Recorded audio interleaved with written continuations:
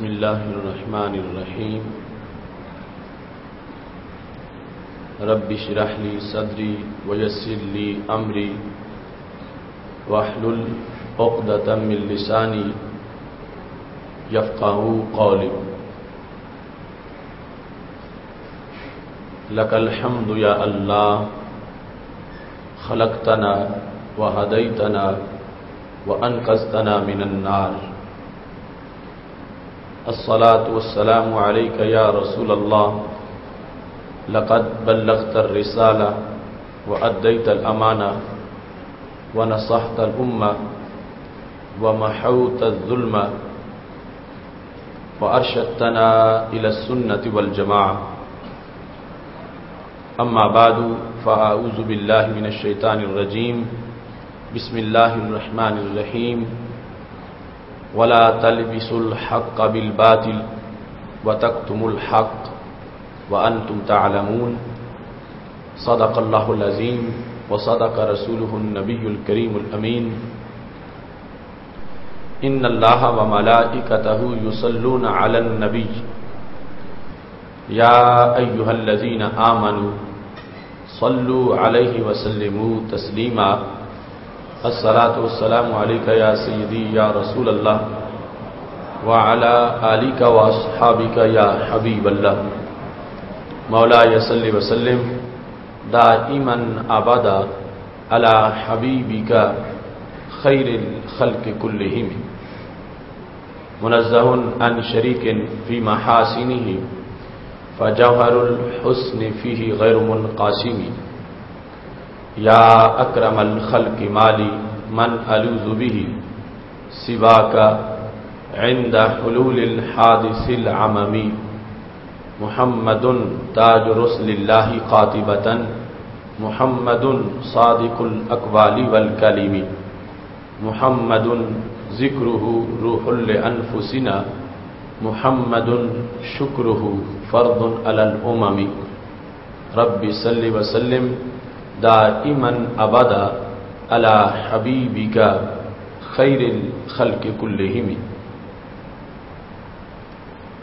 اللہ تبارک و تعالی جل جلالہ وعم نوالہ واتم برہانہ وعظم شانہ وجل ذکرہ وعز اسمہ کی حمد و ثنا اور حضور سرور کائنات مفخر موجودات زینت بزم کائنات دستگیر جہاں غم گسار زماں سید سروراں حامی بے کساں قائد الانبیاء محبوب کبریا احمد مجتبیٰ جناب محمد مصطفیٰ صلی اللہ علیہ وآلہ واصحابہ وبارک وسلم کے دربار گہر بار میں ہدیہ درود السلام عرض کرنے کے بعد بارسان ممبر و محراب ارباب فکر و دانش نہایت ہی معزز و محتشم حضرات و خواتین رب ذوالجلال کے فضل و توفیق سے ماہ رمضان المبارک کے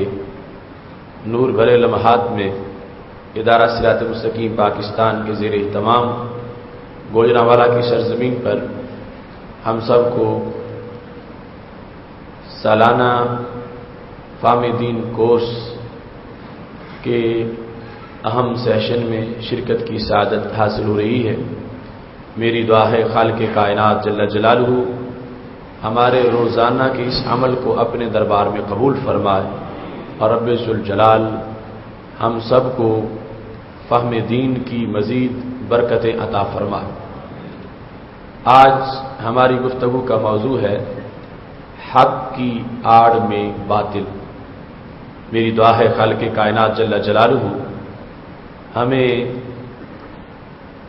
حق کو پہچاننے اور اس کی اتباع کی توفیق دے اور باطل کو پہچان کے اس سے اجتناب کی توفیق عطا فرمائے۔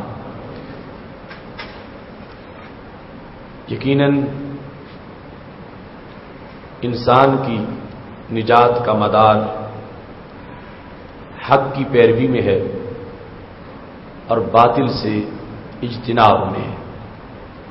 اس واسطے شریعت مطہرہ نے اپنے ماننے والوں کو یہ دعا سکھائی ہے کہ ہمیشہ اللہ سے یہ دعا کرتے رہو، اللہم ارنا الحق حقا وارزقنا اتباعہ وارنا الباطل باطلا وارزقنا اجتنابہ۔ اے اللہ ہمیں حق حق دکھا، حق ہم سے چھپا نہ رہے، ہم پر حق کا حق ہونا واضح کر دے، اور پھر ہمیں اس کی پیروی کی توفیق عطا فرما۔ اور اے اللہ ہم پر باطل کا باطل ہونا آشکارا کر دے، اور ہمیں اس سے دور رہنے کی اور اس سے اجتناب کی توفیق عطا فرما۔ انسانی زندگی کی کامیابی باطل سے دور رہنے میں ہے، اور حق کی پیروی کرنے میں اور حق کو اختیار کرنے میں ہے۔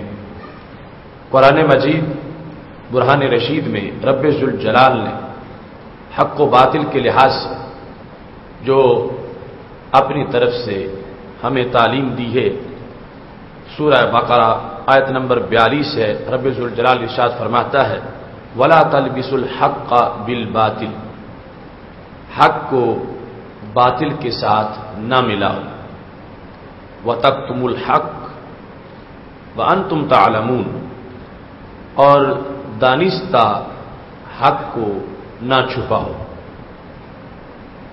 یہاں پر حق باطل کا ذکر کرتے ہوئے خالق کائنات جل جلالہ نے حق کے دو حق بیان کیے کہ تم پر حق کا یہ حق ہے کہ تم حق کو باطل سے نہ ملاؤ، اور دوسرا حق یہ ہے کہ تم حق کو چھپنے نہ دو اور نہ چھپاؤ، بلکہ حق کو واضح کر کے رکھو۔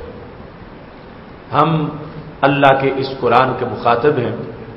سب سے پہلے جماعت صحابہ رضی اللہ تعالی عنہم کو اس دور میں مسلم امہ کو اور عام جو لوگ تھے ان کے لحاظ سے حکم ہو رہا تھا، اور وہاں بھی جو اسلام سے باہر لوگ اپنے رویے کی بنیاد پر حق کو چھپا رہے تھے، انہیں یہ حکم دیا گیا کہ تم حق باطل کی آمیزش نہ کرو، بلکہ حق جیسے ظاہر ہے اس کو ظاہر رہنے دو۔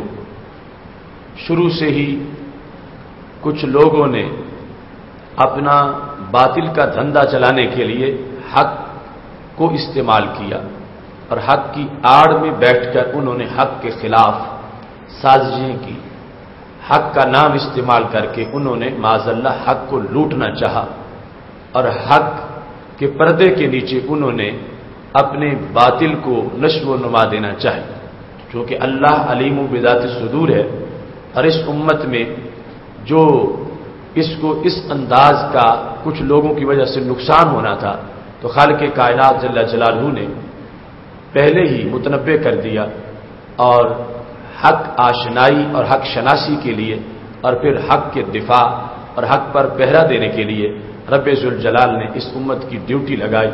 جس طرح کے جماعت صحابہ، جماعت اہل بیت رضی اللہ تعالی عنہم نے حق پہچانا، حق پر پہرا دیا، حق کا ابلاغ کیا، اور حق کو باطل کے ساتھ ملانے والوں کا احتساب کیا، اور چلتے چلتے یہ معاملہ آج تک پہنچا ہے۔ لہذا قرآن مجید برہان رشید کے حکم کے زیر سایہ حق کی حمایت، حق کا اعلان، حق کا اظہار اور حق کا دفاع ہر مسلمان پہ لازم ہے، اور اس پر یہ بھی لازم ہے کہ وہ اپنے کسی عمل سے ان کی آمیزش نہ ہونے دے اور حق کی ہر حال میں حمایت کرتا رہے۔ بنیادی طور پر دو چیزیں ہیں، ایک ہے حق اور دوسرا باطل، اور اس کے بعد ایک تیسرا طبقہ۔ حق یہ ہے کہ کسی خبر، کسی دعویٰ، کسی مدعا کا واقع کے مطابق ہونا، اور باطل یہ ہے کہ کسی بات کا واقع کے مطابق نہ ہونا۔ اصطلاح کے لحاظ سے تھوڑا سا بیان میں کچھ فرق ہے. جس وقت کوئی خبر واقع کے مطابق ہو اس کو صدق کہا جاتا، اور کوئی خبر واقع کے مطابق نہ ہو تو اسے کذب کہا جاتا. اور کوئی واقعہ جو ہے وہ خبر کے مطابق ہو تو اس کو حق کہا جاتا ہے، اور کوئی واقعہ خبر کے مطابق نہ ہو تو اس کو باطل کہا جاتا ہے. مثلا اب رمضان المبارک کا مہینہ ہے، تو جو شخص یہ خبر دے رہا ہے کہ یہ ماہ رمضان ہے، اس کی یہ بات واقع کے مطابق ہے، اس کو صدق کہیں گے، سچ کہیں گے. اور جو یہ کہے کہ اب حج کا مہینہ ہے تو اس کی یہ بات واقع کے مطابق نہیں ہے تو اس کو کذب کہیں گے، جھوٹ کہیں گے. تو بات کو سامنے رکھ کے بات کی حیثیت کو بیان کریں تو پھر صدق و کذب کا، سچ جھوٹ کا استعمال ہوگا کہ بات واقع کے مطابق ہے، خبر واقع کے مطابق ہے تو سچی ہے، خبر واقع کے مطابق نہیں ہے تو خبر جھوٹی ہے. اور اگر واقع کی طرف سے بیان کرنا چاہیں تو پھر لفظ صدق و کذب کا استعمال نہیں ہوگا بلکہ حق باطل کا استعمال ہوگا. یعنی واقع کا وصف ہے حق ہونا، واقع کا وصف ہے باطل ہونا. یعنی اگر وہ واقع خبر کے مطابق ہے تو پھر وہ حق ہے، اور اگر جھوٹ بولا جا رہا تھا تو پھر واقع کے لحاظ سے کہیں گے کہ وہ باطل ہے. لیکن جس وقت خبر کی بات بیان کریں گے تو خبر کے ساتھ صدق کا لفظ استعمال آئے گا. اگر صحیح ہے تو اس کو سچی خبر، صادق خبر کہا جائے گا. اگر نہیں صحیح تو اس کو کذب، کاذب خبر، جھوٹی خبر کہا جائے گا. اور جس کے لحاظ سے مطابقت ہوتی ہے وہ نفس الامر میں جو کسی چیز کی حیثیت ہے. مثلا خبر دینے والا کہتا ہے کہ اب رمضان ہے تو حقیقت میں جس کی خبر دی جا رہی ہے اس چیز کو واقع کہا جاتا ہے.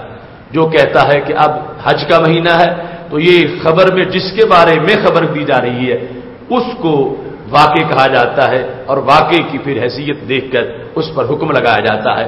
جس نے کہا کہ اب رمضان ہے تو اب یہ واقع جو ہے اس کو حق کہا جائے گا. جس نے کہا یہ حج کا مہینہ ہے تو اب واقع کے لحاظ سے اس کو باطل کہا جائے گا. تو خالق کائنات جل جلالہ نے فرمایا تم حق کی حمایت کرو اور حق پر قائم رہو، اور حق کو باطل کے ساتھ نہ ملاؤ اور نہ ہی ملنے دو، بلکہ حق کا اظہار کرتے رہو. جو حق ہے وہ بھی اعلانیہ ہے، جو باطل ہے وہ بھی اعلانیہ ہے. درمیان میں ایک طبقہ ہے کہ جو ہے باطل مگر حق کے پردے میں چھپا ہوا ہے. تو اتنا باطل خطرناک نہیں جتنا یہ درمیانہ طبقہ خطرناک ہے. ظاہر ہے کہ باطل جھوٹ ہے، باطل فساد ہے، باطل جو ہے وہ اس کے اندر ساری خرافات اور بطلان موجود ہے. لیکن انسان کو حق بھی واضح نظر آ جاتا ہے، باطل بھی واضح نظر آ جاتا ہے. جس نے اپنی عاقبت اچھی کرنی ہے حق کے ساتھ ہو گیا، جس نے اپنے آپ کو جہنم کا ایندھن بنانا ہے وہ باطل کے ساتھ ہو گیا. لیکن امتیاز ہے، نظر آ رہا ہے کہ یہ حق والا ہے، یہ باطل والا ہے. درمیان کا ایک طبقہ وہ ایسا ہے باطل پر مگر حق کے پردے میں چھپنا چاہتا. یہ لوگ زیادہ خطرناک ہیں چونکہ ان کو حق والے سمجھیں گے کہ یہ برحق ہے اور انہیں اپنا دوست بنا لیں گے، ان کو اپنا رازدار بنا لیں گے. لیکن اندر سے وہ باطل کے ایجنٹ ہیں، وہ باطل کے ہرکارے ہیں، وہ باطل کے وظیفہ خار ہیں، ان کے ساتھ ان کے روابط ہیں. تو اس انداز میں وہ پل کا کام کر رہے ہیں باطل کو حق پر مسلط کرنے کے لیے اور حق پرستوں کو باطل کے سامنے بیچنے کے لیے. تو یہ طبقہ جو درمیان کا طبقہ ہے، یہ طبقہ خطرناک ترین طبقہ ہے اہل حق اور مسلمانوں کے لیے. خالق کائنات جل جلالہ نے ان لوگوں کے شر سے بطور خاص بچنے کا حکم دیا ہے اور ان سے کسی طرح کی مناسبت رکھنے سے ہمیں روکا ہے اور اجتناب کا حکم عطا فرمایا. اور یہ شروع سے ہی ایسا سلسلہ شروع ہو گیا تھا کہ جس میں آزمائش، ابتلا کا زمانہ دور صحابہ میں ہی گزرا اور پھر اس وقت سے لے کر آج تک امت مسلمہ کو ایسے فتنے کا سامنا ہے کہ جس کی وجہ سے ہر قدم پہ ہمارا امتحان ہوتا ہے۔ قرآن مجید برہان رشید کے آغاز میں ہی منافقین کا حال جہاں رب ذوالجلال نے بیان کیا ہے تو رب ذوالجلال فرماتا ہے وَإِذَا قِيلَ لَهُمْ لَا تُفْسِدُوا فِي الْأَرْضِ، جب انہیں یہ کہا جائے کہ زمین میں فساد مت کرو، کنہیں؟ منافقین کو، جنہوں نے اوپر سے کلمہ پڑھا ہوا اندر سے کلمہ نہیں پڑھا ہوا۔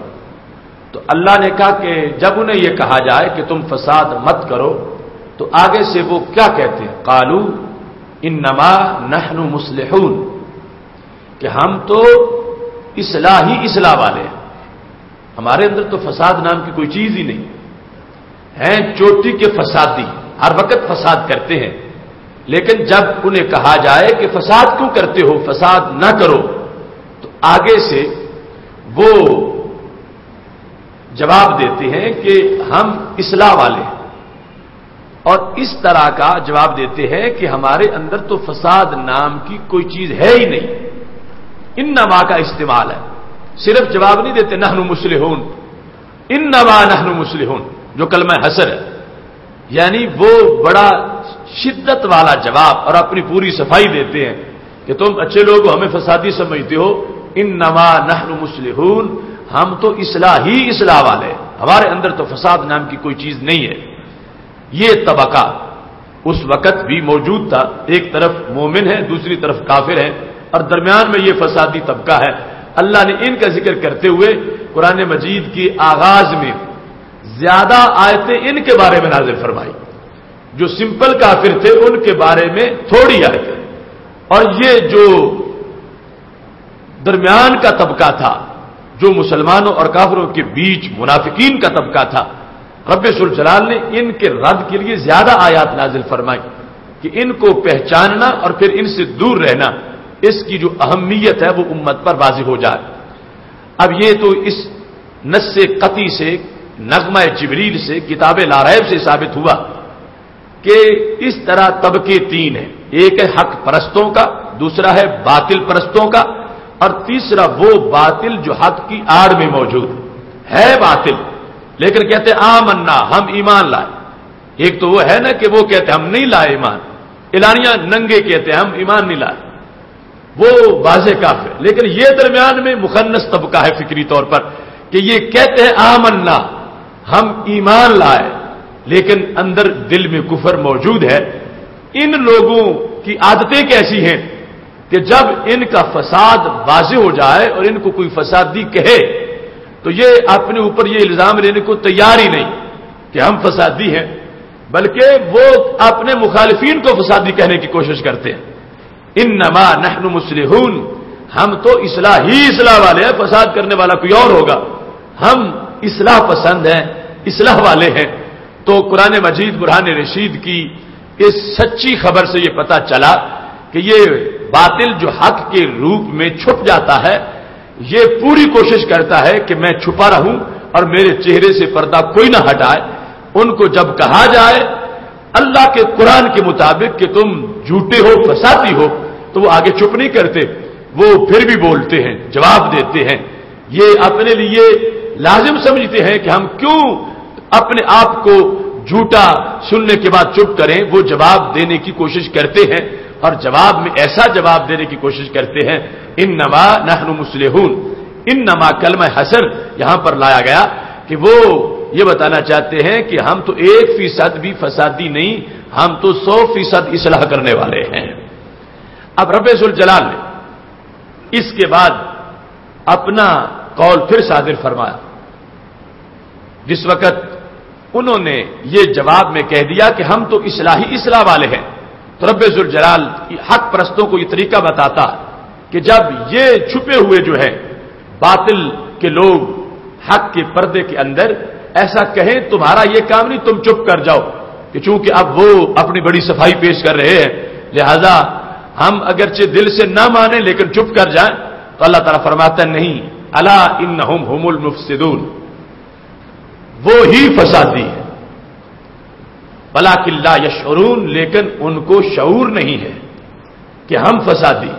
تب اس سے پتہ چلا کہ رب ذوالجلال کے قرآن کا مزاج یہ ہے اور ہمارا جو طریقہ تبلیغ ہے مسلمانوں کا، اس کا یہ ضروری حصہ ہے کہ جب باطل حق کے پردے میں چھپے اور باطل کو کوسا جائے اور باطل کہے کہ نہیں میں تو حق والا ہوں اور میرے پاس حق ہے، اب اس کے بعد حق پرستوں کا پھر حق بنتا ہے کہ وہ ان کو بتائیں کہ تم چھپ نہیں سکو گے، اللہ نے تمہارا پردہ چاک کر دیا ہے۔ چونکہ خالق کائنات جل جلالہ نے اس آیت کے اندر یہ چیز واضح کر دی اپنی طرف سے بیان کر کے، اور اللہ کے انداز تبلیغ سے ہم نے اپنا انداز تبلیغ استوار کرنا ہے، تو خالق کائنات جل جلالہ نے ان کے دعوے پر آگے خاموشی اختیار نہیں کی کہ وہ کہتے ہیں ہم حق والے ہیں تو آگے بات ختم کر دی جائے۔ اللہ نے ان کا رد ضروری سمجھا کہ وہ باطل پرست ہیں، حق کے پردے میں چھپے ہوئے ہیں، وہ تو یہ کہہ رہے ہیں کہ ہم اصلاح والے ہیں، لیکن حق پرستوں تم نے یہ بتانا ہے کہ تم فساد ہی فساد والے ہو۔ الا انہم هم المفسدون، اللہ نے الا تنبیہ کے طور پر بھی استعمال کیا، پھر انا کو بھی استعمال کیا، پھر ہم کو بھی استعمال کیا جو درمیان میں ضمیر فصل ہے۔ اس انداز میں تین طریقوں سے رب ذوالجلال نے آگے تاکید کے ساتھ کہا کہ تم فساد کی نفی مت کرو، تم ہی فسادی ہو، تمہارے اندر ہی فساد ہے اور تم ہی کائنات کے اندر بگاڑ پیدا کرنے والے ہو۔ الا انہم هم المفسدون، صرف یہ کہا جا سکتا تھا انہم المفسدون کہ وہ فساد والے ہیں، لیکن درمیان میں ایک اور ہم ہے، الا انہم هم المفسدون، یہ ہم جو ہے یہ پوری طرح پردہ چاک کرنے کے لیے کہ قیامت تک کے لیے حق پرستوں تم نے باطل کو چھوڑنا نہیں، جو چھپا ہے پردے میں اس کا پردہ چاک کرنا ہے اور ان پر یہ واضح کرنا ہے کہ تم ہی ہو، تمہارا ہی فساد ہے۔ یعنی وہ 1% ماننے کو تیار نہیں، قرآن کہہ رہا ہے 100% تم میں موجود ہے۔ یعنی یہ الفاظ کا انداز ہے، اللہ کے قرآن کی بلاغت ہے، الا بھی ہے، انا بھی ہے، اور پھر ہم جو بیچ میں ہے، ہم وہ ضمیر فصل وہ بھی ہے، اور ساتھ یہ فرما دیا کہ ولکن لا یشعرون، لیکن ان لوگوں کو شعور نہیں ہے، وہی فسادی ہیں۔ ہم کے لحاظ سے ترجمے کے لحاظ سے غائب کا استعمال کریں گے کہ ان سے کہا گیا کہ تم فساد نہ کرو، وہ تو کہتے ہم تو اصلاح والے ہیں، تو اللہ نے کہا نہیں، وہی الا انہم هم المفسدون، وہی فسادی ہیں، وہی فساد کرنے والے ہیں، لیکن ان کو شعور نہیں ہے۔ اس حد تک فساد میں رچ بس چکے ہیں کہ ان کا یہ مزاج نہیں رہا کہ انہیں فساد کا پتہ چلے۔ اب ایک بندہ جو کبھی کبھار اس کو بدبو آئے کسی چیز سے تو اس کو پتہ چل جاتا، اور جو ہر وقت ہی بدبو میں رہے اس کی حصی ماری جاتی ہے بدبو سمجھنے والے، وہ بدبو میں رہ کے اس کا دماغ ہی ایسا ہو جاتا ہے اور پھر اس کو بدبو محسوس ہی نہیں ہوتی۔ تھوڑا یہ طبقہ فساد میں رہ کے ان کی سوچ ایسی فسادی ہو گئی ہے، ان کو پتہ ہی نہیں چلتا کہ فساد ہے کیا، لہذا فساد میں ہونے کے باوجود ان کو فساد کی خبر ہی نہیں ہو رہی۔ تو قرآن مجید برہان رشید نے یعنی بڑے تند و تیز لہجے کے اندر شدت کے ساتھ ان لوگوں کا رد کر دیا کہ تم اپنے منہ میاں مٹھو بن رہے ہو اور اپنے اصلاحی ہونے کا اعلان کر رہے ہو، تمہارے میں کسی طرح کوئی اصلاح کا وصف نہیں ہے، تمہارے اندر فساد ہی فساد ہے، اور اس فساد کو فساد کہنا، اس فساد کو واضح کرنا یہ کوئی ناہموار تبلیغ کا انداز نہیں ہے، یہ وہ انداز ہے جو رب ذوالجلال نے قرآن مجید میں اس امت کو خود عطا فرمایا ہے۔ اب یہ کہاں سے لے کر سلسلہ چلا اور آج تک یہ سلسلہ پہنچا، مختلف حق کے منظر ہیں جن میں باطل چھپا ہوا ہے۔ کہیں قرآن کی دعوت کے اندر سامنے قرآن رکھ، کہیں ہاتھ میں بخاری شریف پکڑ کے، کہیں مسجد میں نمازیوں کی تعداد شو کر کے، کہیں دینی کاموں میں دینی کیمپ ان کے اندر اپنی برتری کو ثابت کرنے کے لحاظ سے، اور کہیں اس انداز میں کہ ہم توحید والے، کہیں اس انداز میں کہ ہم حب صحابہ والے، کہیں اس انداز میں کہ ہم حب اہل بیت والے، اور آج کے جنرل حالات کے لحاظ سے حق کی باتوں میں باطل کے چھپنے کا انداز، وہ امریکہ کا یہ کہنا کہ میں انسانی حقوق کا علمبردار ہوں، اس کا یہ کہنا کہ میں اقوام کو آزادی دلواتا ہوں اور ان کو ظلم سے نجات دیتا ہوں، اس کا کہیں یہ کہنا کہ میں سماج کی خدمت کی بنیاد پر انسانیت کے لیے خدمت کر رہا ہو. ان سچی باتوں کے اندر اپنی درندگی کو چھپانا یہ وہ امریکہ اس کے حواریوں کی سازشیں ہیں.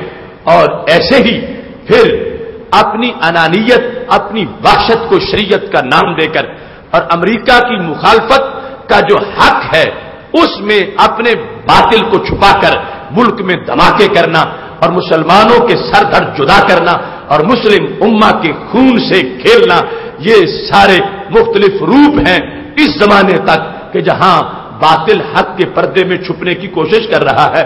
تو یہ ہماری مشترکہ ذمہ داری ہے کہ ہم باطل کو حق کے پردے میں نہیں چھپنے دیں گے، بلکہ پردہ ہٹا کے ہم واضح کریں گے کہ یہ باطل ہے جو حق کی آڑ میں مسلمانوں کو نقصان پہنچانے کی کوشش کر رہا ہے. اس سلسلہ میں دور صحابہ علیہم رضوان سے جو کچھ باطل پرستوں نے مسلم امہ کے خلاف سازشیں شروع کر دی، اس انداز کو آج لوگوں کے سامنے واضح کرنا ضروری ہے. اور ہر ایک جو تھا جس نے ایسے کام کیے اپنے لیے بڑا اچھا نام استعمال کیا. جس وقت اس امت میں افتراق کی آگ پھیلنے لگی، سب سے پہلے اصولی بنیاد پر جنہوں نے کچھ اصول وضع کر کے اختلاف کیا وہ معتزلہ لوگ تھے.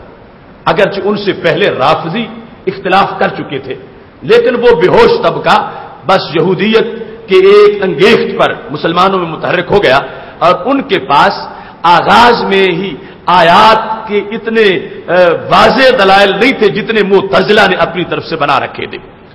اب معتزلہ ان کا بڑا واصل بن عطا تھا. تو واصل بن عطا حضرت امام حسن بصری رحمہ اللہ تعالی کا شاگرد تھا.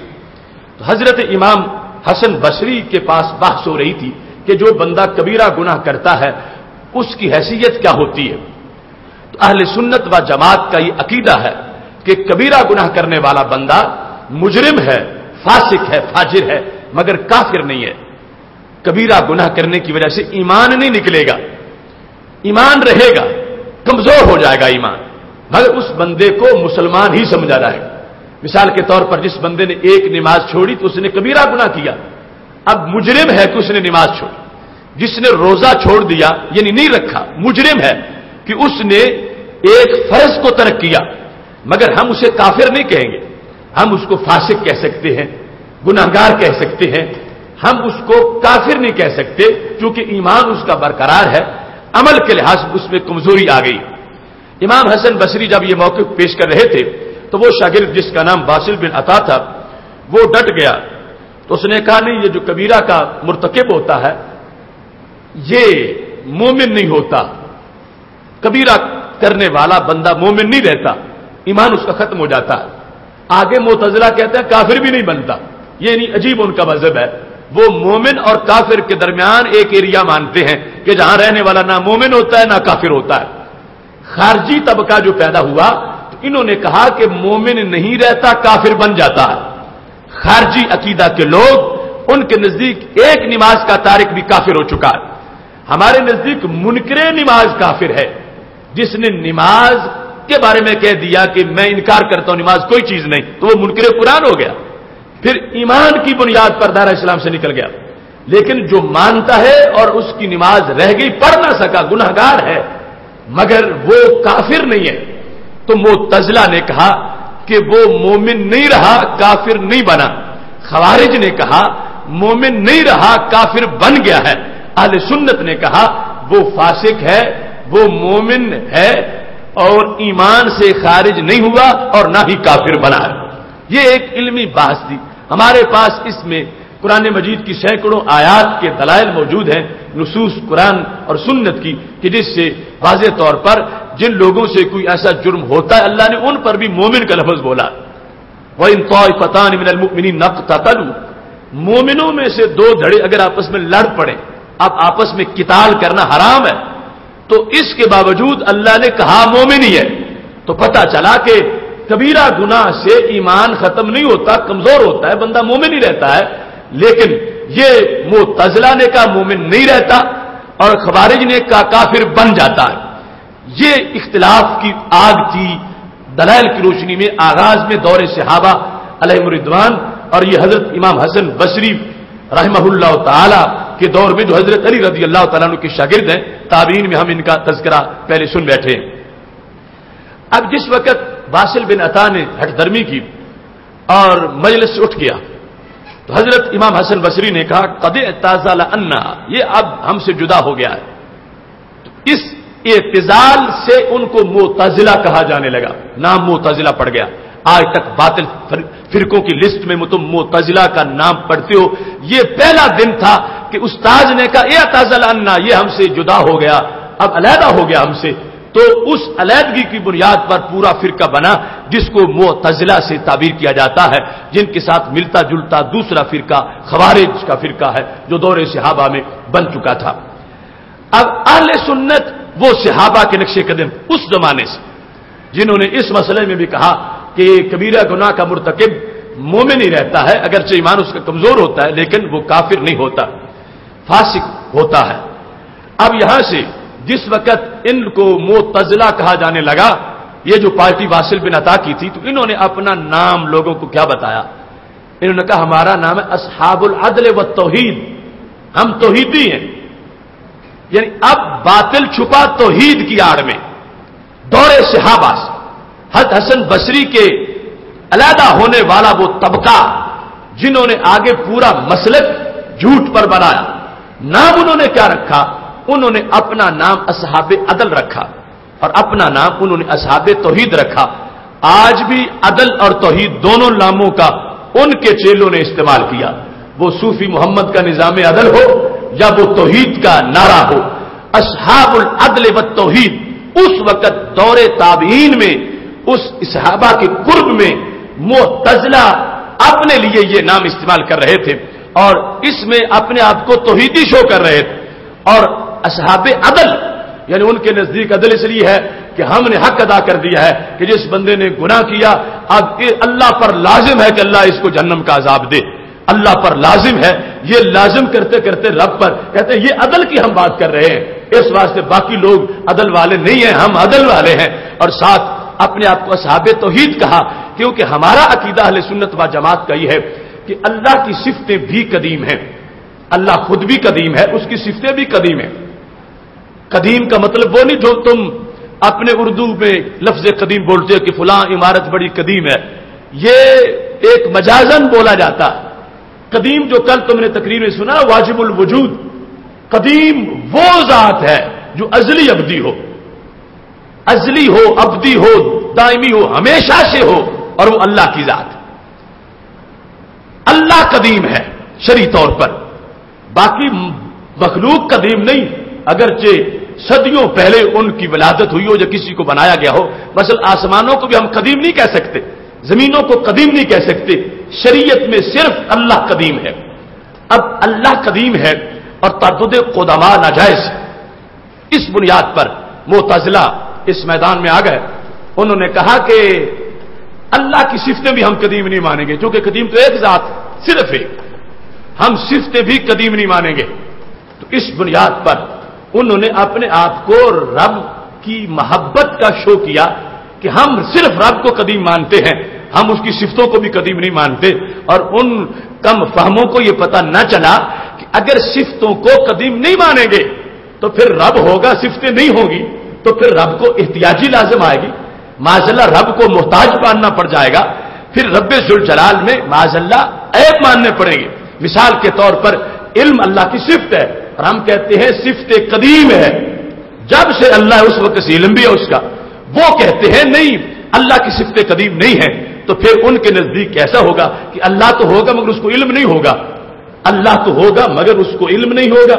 تو اس بنیاد پر وہ چیزیں لازم آنا ان کے ماحول کے مطابق خرابیاں لازم آنا شروع ہو گئیں، لیکن انہوں نے اپنے آپ کو یہ شو کیا ہم توحید والے ہیں اور ہم اللہ کے سے پیار کرنے والے ہیں۔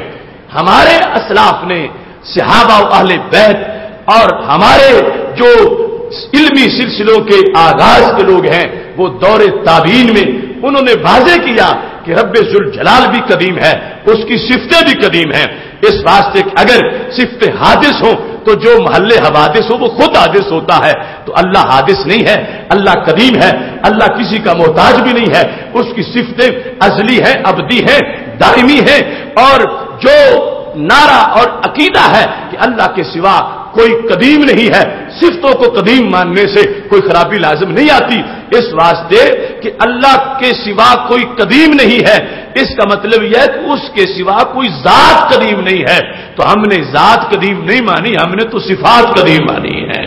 تو اس بنیاد پر یعنی یہ دقیق باتیں ہو رہی تھیں، اور باطل حق کے پردے میں چھپنے کی اس وقت بھی کوشش کر رہا تھا۔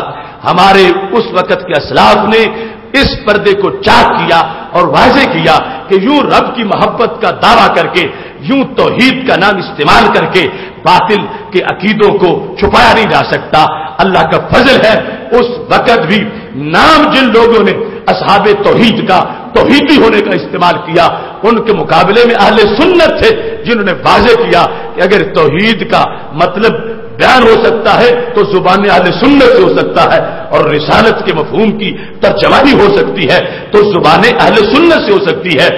اسی بیس پہ اس وقت سے لوگوں نے اپنے آپ کو اہل حق نے اہل سنت کہلوانا شروع کر دیا، کیونکہ کلمہ تو معتزلہ بھی یہی پڑھتے ہیں، لا الہ الا اللہ محمد الرسول اللہ، کلمہ خارجی بھی یہی پڑھتے ہیں، لا الہ الا اللہ محمد الرسول اللہ۔ اب کلمے کی بیس پر تو امتیاز ختم ہو گیا، کلمے کے بیس پر پہچان ختم ہو گئی، جو کلمہ ہمارا ہے یہی خارجی بھی پڑھ رہا ہے، یہی کلمہ وہ معتزلی بھی پڑھ رہا ہے، اس طرح کے دیگر غلط فرقے پڑھ رہے ہیں۔ لہذا اہل سنت کا نام یہ 15ویں صدی، 14ویں صدی یا 13ویں صدی کی پیداوار نہیں، یہ اہل سنت کا نام دور صحابہ سے چل کے آیا ہے، اور دور تابعین میں اپنی پہچان کے لیے کہ اگر ہم صرف کلمے اور اسلام سے پہچان کروائیں گے تو یہ کام تو وہ بھی کر رہے ہیں، کلمہ یہی پڑھتے ہیں، اپنے آپ کو مسلمان بھی کہتے ہیں اور عقیدے ان کے جھوٹے ہیں۔ بیرونی محاذ پر اپنے تعارف کے لیے صحابہ اور تابعین کے عہد سے نام اسلام کا استعمال کیا گیا، اور اندرونی محاذ پر ان جھوٹے لوگوں سے اپنی پہچان کے لیے نام اہل سنت کا استعمال کیا گیا۔ اب یہ سلسلہ، اس میں حق باطل کے امتیاز کے لحاظ سے ایک معیار ہے سیدنا علی رضی اللہ تعالیٰ عنہ کی ذات گرامی، اور رسول اللہ صلی اللہ علیہ وسلم نے ان کے بارے میں خبر دی، اور وہ خبر بالکل واقع کے مطابق ہے، اور وہ حدیث شریف مسند امام احمد میں موجود ہے۔ سید عالم نور مجسم شفیع معظم صلی اللہ علیہ وسلم نے امور کی وضاحت کی۔ آج ہمارے لیے اس کے زیر سایہ حق کی حمایت بہت آسان ہے، اور حق اور باطل کا امتیاز بھی بڑا آسان ہے، چونکہ باطل نے روپ اختیار کیے، آڑ استعمال کی۔ کسی نے حب صحابہ کا نعرہ لگایا بغض اہل بیت کو چھپانے کے لیے، کسی نے حب اہل بیت کا نعرہ لگا دیا بغض صحابہ کو چھپانے کے لیے۔ تو یہ باطل چھپا حق کی آڑ میں، اس پردے کو ہٹانے کے لیے صرف ایک فرمان ہمارے نبی علیہ الصلوۃ والسلام کا ذہن میں رکھیے۔ یہ میرے پاس وہ حدیث کی کتاب موجود ہے جہاں سید عالم نور مجسم شفیع معظم صلی اللہ علیہ وسلم کا یہ فرمان حضرت سیدنا علی رضی اللہ تعالیٰ عنہ خود روایت کرتے ہیں، اور مشکات شریف میں بھی ہے، مسند امام احمد میں موجود ہے۔ اس کے الفاظ مشکات شریف کی حدیث نمبر 6102 ہے، اور دوسری طرف مسند امام احمد جلد نمبر 1 صفحہ نمبر 160 پر یہ حدیث شریف موجود ہے۔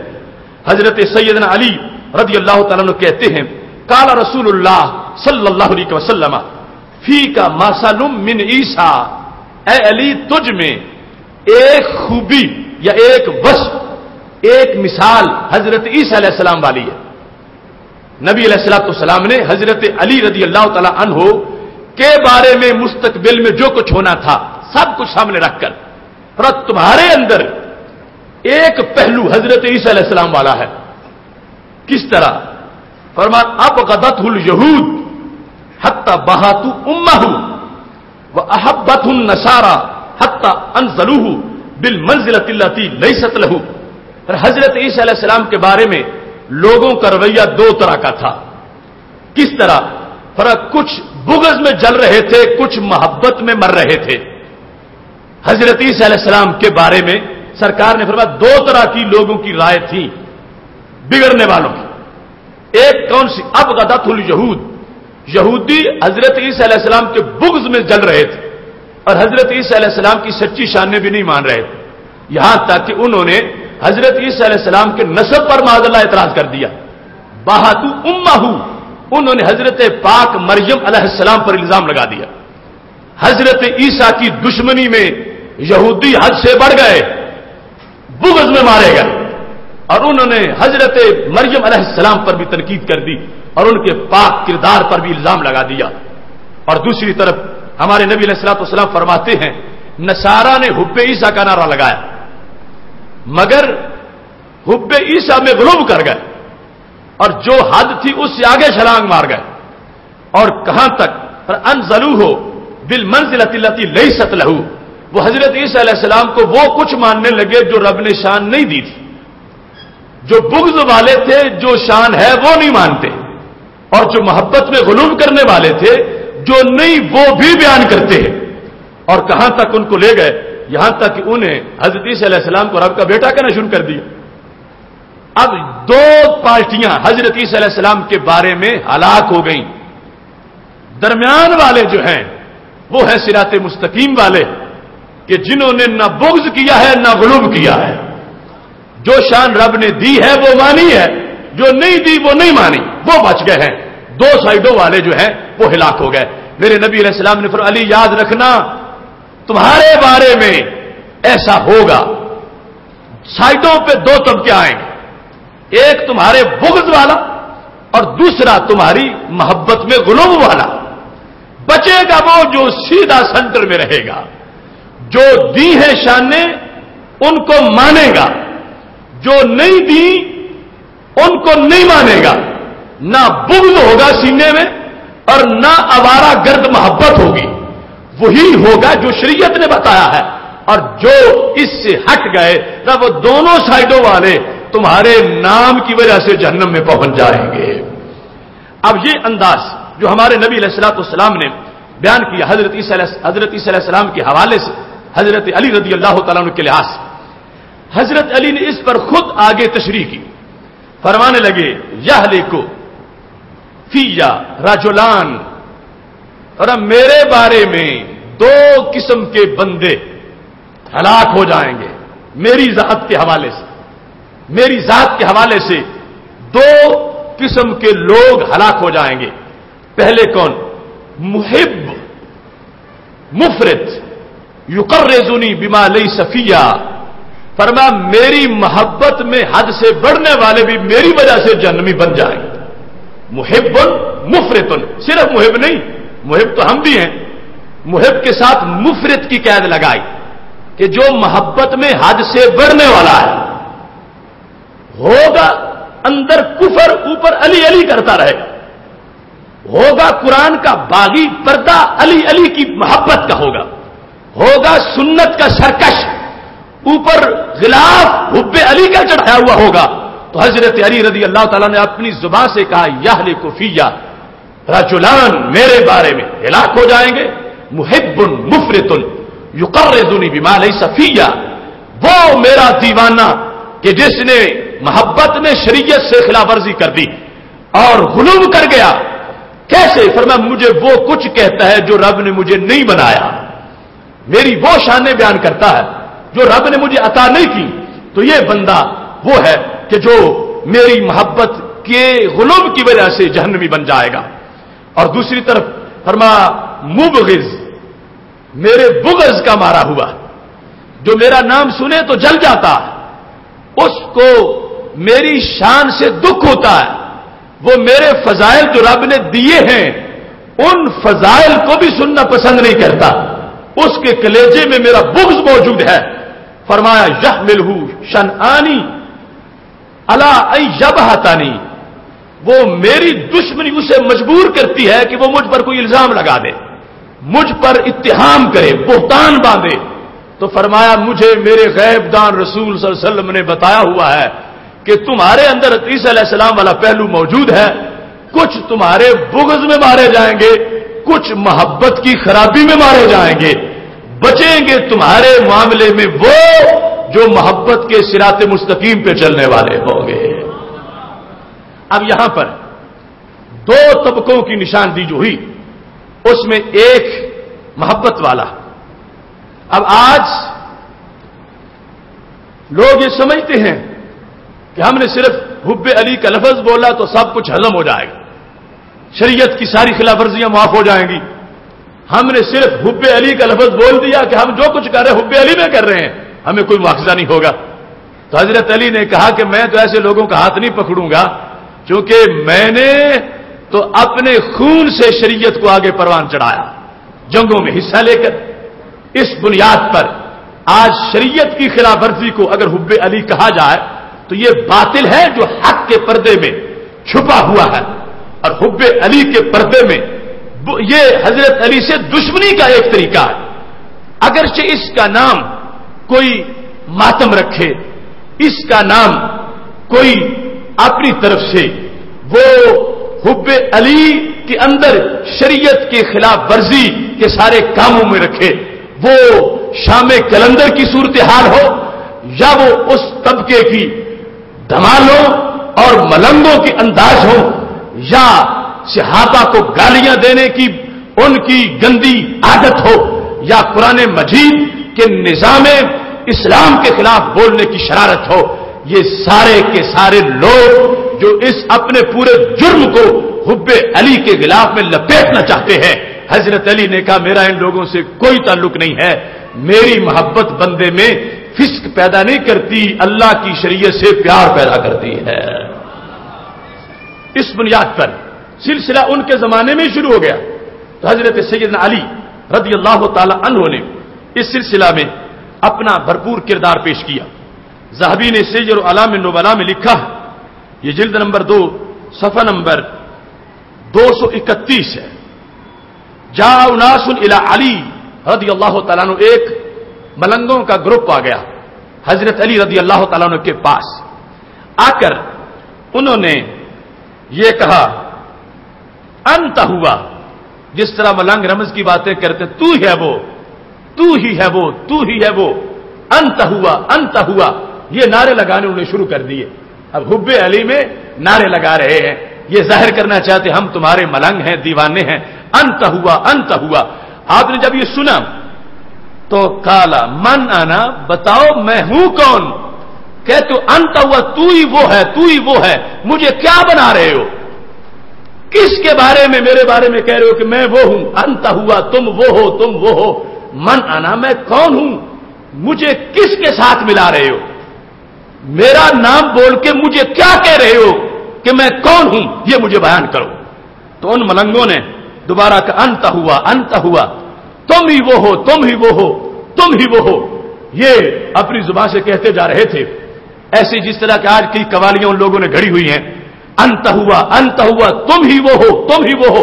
اب منانا، بتاؤ میں کون ہوں؟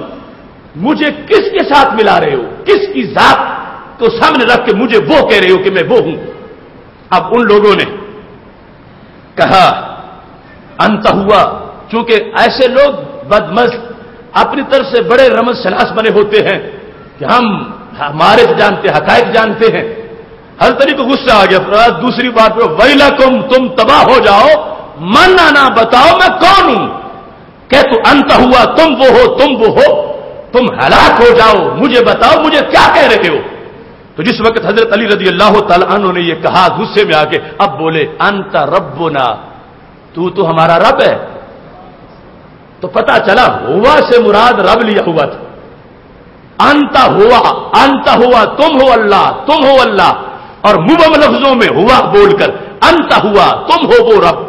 اب حضرت علی کو غصہ آیا، پوچھا بتاؤ، وضاحت کرو کہ مجھے کیا مان رہے ہو؟ تو انہوں نے کہا انت ربنا، تم ہمارے رب. اب یہ بھی تو محبت والے ہی تھے، وضاحت محبت تھی حضرت علی سے، اور حب علی میں آ کر یہ نعرے لگا رہے تھے.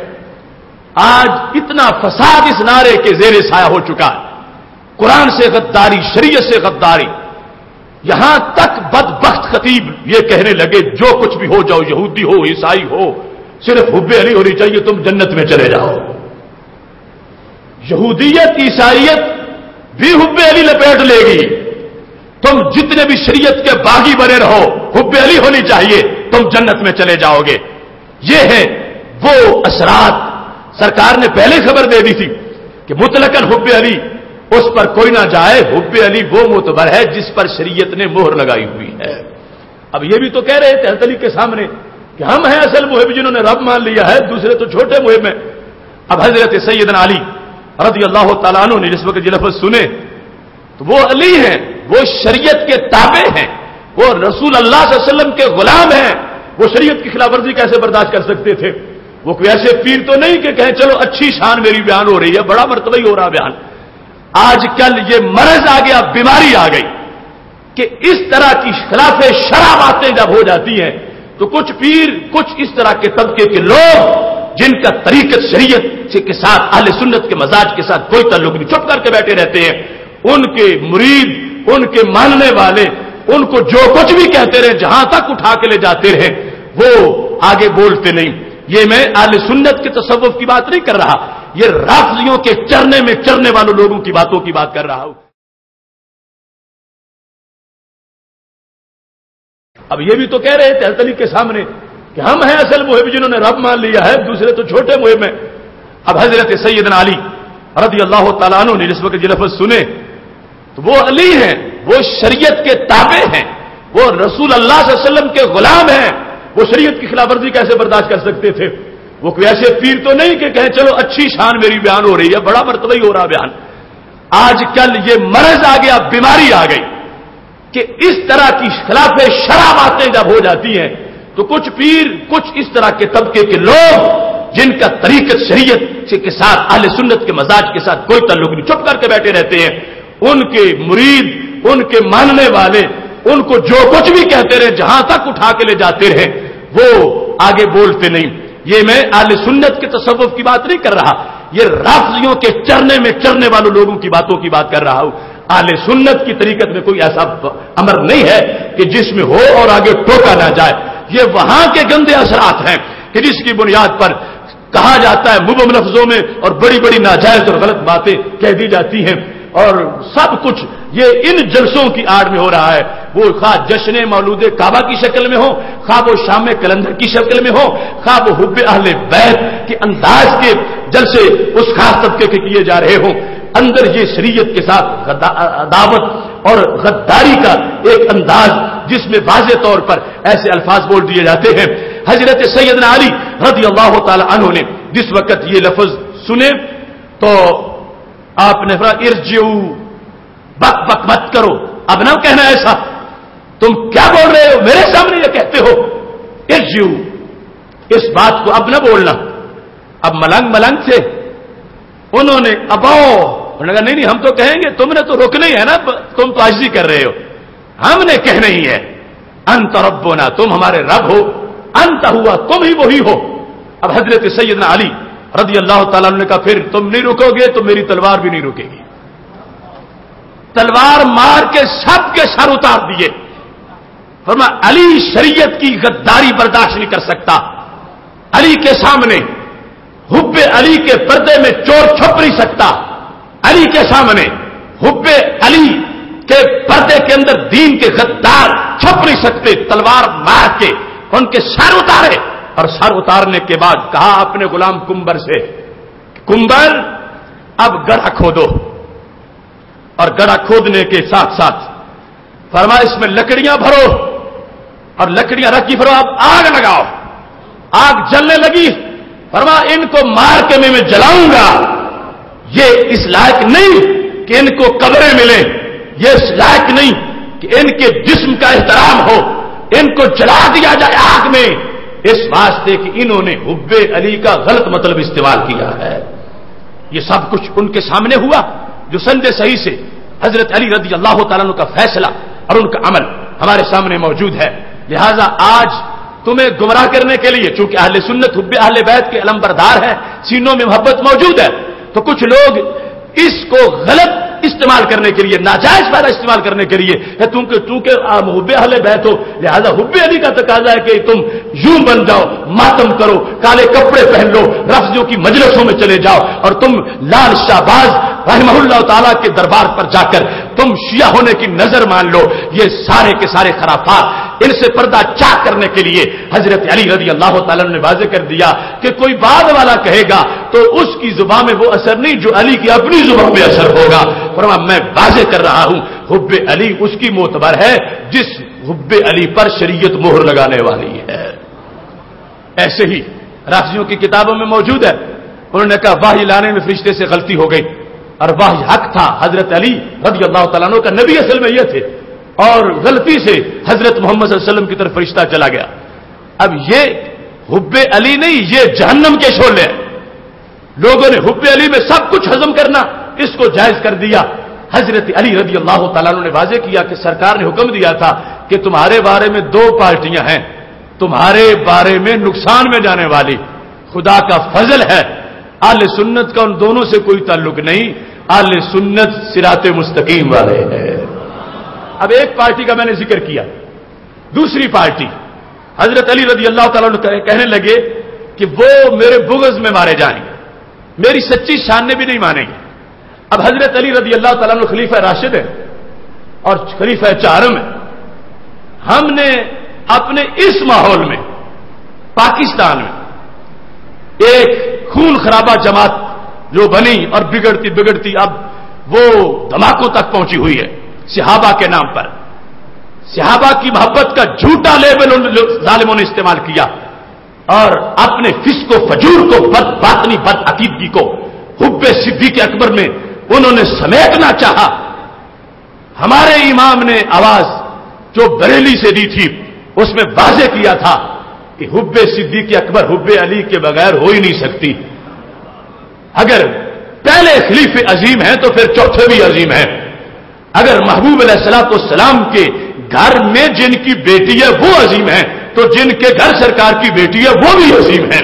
اس واسطے کبھی بھی حب صدیق اکبر حب علی کے بغیر نہیں پائی جا سکتی. لیکن کچھ ظالموں نے پردے میں حب صدیق اکبر کے پردے میں بغض اہل بیت کو، بغض آل کو، بغض امام حسین کو، بغض امام حسن کو، بغض سیدہ فاطمہ الزہرا رضی اللہ تعالی عنہا کو چھپانا چاہا. اب اوپر لحاف اور پردہ حب صحابہ کا انہوں نے ڈالنا چاہا. حضرت علی رضی اللہ تعالیٰ عنہ کو جو سرکار نے بتایا تھا، صدیوں پہلے بتایا تھا کہ ایسی کمپنی بھی پیدا ہوگی جو مختلف زمانوں میں مختلف روپ اس کے آتے رہیں گے. وہ روپ جو ہے پاکستان میں اس خون خرابہ جماعت کی شکل میں سامنے آیا. تو کیا ہوا؟ انہوں نے مسجدوں سے جہاں چاروں کے نام لکھے ہوئے تھے حضرت علی کے نام کو مٹایا. انہوں نے خلیفہ چہارم کی جگہ حضرت امیر معاویہ کا نام لکھا. انہوں نے اپنی اس گندی تحریک کے نتیجے میں حضرت علی رضی اللہ تعالیٰ عنہ کا جو مقام و مرتبہ تھا اس کو بھی نہ مان کے یہ واضح کر دیا کہ سرکار نے ہمارے بارے میں خبر دی تھی کہ تمہارے بارے میں علی دو پارٹیاں تباہ و برباد ہو جائیں گی. ایک تمہارے بغض میں جلتی ہوئی تباہ ہو جائے گی اور دوسری پارٹی تمہاری شان بیان کرتے کرتے حد سے بڑھ جائے گی. مبارک ہو اہل سنت و جماعت. بھٹی میرج ہال میں بیٹھ کر رب کا شکر ادا کرو. صدیوں پہلے سرکار نے جو سرٹیفکیٹ دیا تھا امان کا، وہ سرٹیفکیٹ اہل سنت کے حق میں آیا ہے. باطل حق کی آڑ میں چھپتا رہا، اہل سنت نے اجاگر کیا. کیونکہ اللہ کا حکم ہے کہ جب وہ تو کہیں گے ہم ہی ہیں اصل، ہم ہی ہیں حقیقت، لیکن فرمایا الا انہم هم المفسدون، یہی ہے فسادی. بتاؤ لوگوں کو یہی ہے فسادی. ان کے فساد کو واضح کرو جو پردے میں چھپ چکے ہیں. اس بنیاد پر باطل حق کی آڑ میں جدھر جدھر بھی ہے ہم اسی کا پردہ ہٹاتے ہیں. کیونکہ ہمارا کسی بھی باطل کی کمپنی سے کوئی تعلق نہیں، ہماری کسی سے کوئی ریلیشن شپ نہیں، ہمارا کسی کے ساتھ کوئی اندرونی معاہدہ نہیں، ہمارا کسی کے ساتھ کوئی بیرونی رابطہ نہیں. ہمارا رابطہ سیدھا سارے کا سارا مدینہ شریف کے ساتھ ہے. اس واسطے اس رابطے سے ہٹ کر جو رابطے والے ہیں وہ ہماری تقریروں کے زد میں آ جاتے ہیں. اب میں جو لفظ بول رہا ہوں اس میں یہ لفظ کئی لوگوں تک جاتے ہیں سیدھے. اب جن کے دلوں میں چوری ہے وہ کہتے وہ میرے خلاف بول رہا تھا، وہ تو میرے خلاف تقریر تھی، وہ ساری تقریر ہی میرے خلاف تھی. اب ہم اپنا وسیع ویژن رکھتے ہیں، اس کے مطابق ہم تو اسلام کی نمائندگی کر رہے ہیں. آگے جو زد میں آئے ہم اس کو بچا نہیں سکتے، اسے رب ہی بچا سکتا ہے کہ رب اسے ہدایت عطا فرما دے. ہمارا کام دین کے وکیل اور خادم ہونے کی حیثیت سے یہ ہے کہ ہم بیان کرتے وقت وہ بیان کریں جو قرآن نے بیان کیا ہے، جو نبی علیہ السلام نے بیان کیا ہے. اگر بیان کرتے وقت ہم تیور دیکھ کے لوگوں کے بیان کرتے وقت دیکھیں حالات کیا کہیں گے، ماحول کیا کہے گا، مقبولیت کا گراف گر جائے گا یا اوپر ہوگا، تو پھر پتہ چلا کہ مدار تبلیغ کا لوگوں کی رضا ہے، تو اس تبلیغ سے بڑا خسارہ کوئی نہیں ہوتا۔ اس واسطے ہمیں اللہ کے فضل سے یہ پرواہ نہیں ہوتی کہ کوئی کرے گا یا وہ کرے گا، ہم نے وہ کہنا ہے جو رب ذوالجلال نے حق پرستوں کی ڈیوٹی لگا رکھی ہے۔ اب اس سلسلہ میں لوگ چھپتے ہوئے آئے، قرآن ہاتھ میں لے کر، بخاری ہاتھ میں لے کر، اپنی بدعقیدگی کو چھپانے کے لیے نمازیں بھی پڑھی، روزے بھی، اپنے نیکی کے کام، اس طرح کی ساری صورتحال لوگوں کو پتا چلے اللہ والے یہی ہیں، یہ نہیں تو پھر اور کون ہو سکتے ہیں، اتنی نمازیں پڑھتے ہیں، اتنے روزے رکھتے ہیں۔ تو کچھ لوگ نمازوں کے پردے میں بھی چھپے، کچھ روزوں کے پردے میں۔ ایک تو یہ ہے نا کہ حق پرست نماز پڑھتے ہیں، حق پرست روزہ رکھتے ہیں، حق پرست تراویح پڑھتے ہیں، لیکن کبھی یہی کام باطل پرست بھی کرتے ہیں، تو پتہ چلا معیار یہ نہ سمجھ لینا، اپنے دین اور ایمان کی وضاحت کے لیے نمازیں کسی کی گلابی تقوی والے لوگ بھی زمانے میں ہوتے ہیں، جو ایک اپنی اس حیثیت کو اپنا بغض فسق چھپانے کے لیے استعمال کر رہے ہوتے ہیں۔ اس بنیاد پر سونا جنگل رات اندھیری، چھائی بدلی کالی ہے، سونے والوں جاگتے رہنا چوروں کی رکھوالی ہے۔ یہ میں نہیں کہہ رہا، یہ میرے ہاتھ میں صحیح بخاری شریف، اس میں میرے محبوب علیہ السلام کا فرمان ہے۔ ہمارے آقا صلی اللہ علیہ وسلم نے دیکھا کچھ لوگ تبلیغ کے پردے میں چھپ رہے تھے، تبلیغی بن کے، یہاں تک کہ سرکار کو تبلیغ کرنے آ گئے۔ کچھ لوگ اپنے تقوی کے بدہضمی میں اپنی باطل کی سوچ چھپانا چاہتے تھے۔ ہمارے آقا صلی اللہ علیہ وسلم نے سب کو دیکھا اور سب کا اس سلسلہ میں بیان کیا ہے۔ یہاں پر جو میں حدیث شریف آپ کے سامنے پیش کر رہا ہوں، بخاری شریف 1024 صفحے پر، یہ جلد نمبر 2 کے اندر حدیث شریف موجود ہے، اور یہاں پر نبی علیہ الصلوۃ والسلام کے فرمان کا پس منظر یہ ہے کہ سرکار بیٹھے تھے، ایک شخص آیا جس کا نام ذوالخویسرہ تمیمی تھا، میرے محبوب علیہ الصلوۃ والسلام کے پاس آ کر اس نے دیگر مقامات پر موجود ہے کہ سرکار مال غنیمت تقسیم کر رہے تھے، تو اس نے کہا اے عدل یا محمد، کہ حضرت محمد صلی اللہ علیہ وسلم آپ عدل کریں۔ عدل کا اس نے سرکار کو تبلیغ کی۔ بدبخت کو یہ پتا نہیں تھا کہ تبلیغ تو وہاں کی جاتی ہے جہاں کمی ہو۔ شروع سے کچھ تبلیغی ایسے ہیں کہ جنہیں پتہ ہی نہیں تبلیغ کرنی کیا ہوتی ہے۔ اب عدل کا کہنا اچھی بات ہے، مگر سرکار کو غصہ آ گیا، کیونکہ یہ گستاخی تھی کہ جنہوں نے حضرت حلیمہ سعدیہ کا دودھ پیتے وقت بھی عدل کیا تھا، اپنے بھائی کا حصہ چھوڑا تھا، انہیں آج کہا جائے کہ عدل کرو، یہ توہین نہیں تو اور کیا ہے۔ میرے نبی علیہ الصلوۃ والسلام کو غصہ آ گیا، کہا ویلک ومن یعدل اذا لم یعدل، تو تباہ ہو جائے، عدل کون کرے گا اگر محمد نے عدل نہیں کیا تو۔ دیکھو نا سرکار کتنے نرم رویے والے ہیں، لیکن یہاں پر گفتگو میں اس کی توہین کو سامنے رکھتے ہوئے میرے محبوب علیہ الصلوۃ والسلام نے فرما دیا ویلک، تو ہلاک ہو جائے، تو تباہ ہو جائے، مجھے دعا کے یہ کہہ رہا ہے۔ میرے محبوب علیہ الصلوۃ والسلام نے جب یہ لفظ بولے تو حضرت عمر اٹھ کے کھڑے ہو گئے۔ قال عمر اذن لی اضرب عنقہ، محبوب اشارہ کرو میں اس کا سر اتاروں۔ آپ کے دربار میں آ کر یہ عدل کے مشورے دے رہا ہے تبلیغیہ، آپ کو کہتا ہے کہ عدل کرو عدل کرو، ایک ہے اتق اللہ، رب سے ڈرو، ایک روایت میں ایسے ہے مجھے اجازت دے دو میں اس کا سر اتاروں۔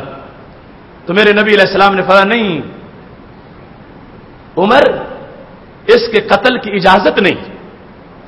نگاہ نبوت دیکھ رہی تھی، اگر اسی دن فتنہ ختم ہو جاتا تو آج ہمیں نیکیاں کیسے ملتی؟ ان کی شناخت کروانے میں، ان کے کردار کو ظاہر کرنے میں فرمایا یہ میری امت کی آزمائش ہے۔ دوسرے مقام پر حدیث میں یہ الفاظ موجود ہیں، ایک میں یہ کہ اس کی ذریت سے ایک قوم آئے گی، لیکن جو میں حدیث پڑھ رہا ہوں یہاں کیا لکھا ہوا ہے، میرے نبی علیہ السلام نے فرمایا ان لہو اصحابا، یہ کوئی ایک نہیں، یہ پوری کمپنی ہے۔ ایک مارو گے تو پوچھے دوسرے تو ہیں، اسے رہنے دو۔ ان لہو اصحابا، اس کے کئی اصحاب ہیں، وہ ہیں کون؟ کیا وہ مدینہ شریف میں ہندوستان کے ہندو گئے ہوئے تھے؟ وہ کیا سکھ تھے؟ کچھ کوئی یہودی تھے، کوئی عیسائی تھے؟ رب کعبہ کی قسم ہے، یہ صحیح بخاری میرے سامنے موجود ہے، سرکار نے جو علامتیں بیان کی نہ یہودیوں کی ہیں، نہ عیسائیوں کی ہیں، نہ سکھوں کی ہیں، نہ ہندوؤں کی ہیں، باقی جو ہیں وہ پھر تم خود معلوم کر لو گے کہ وہ کون ہے۔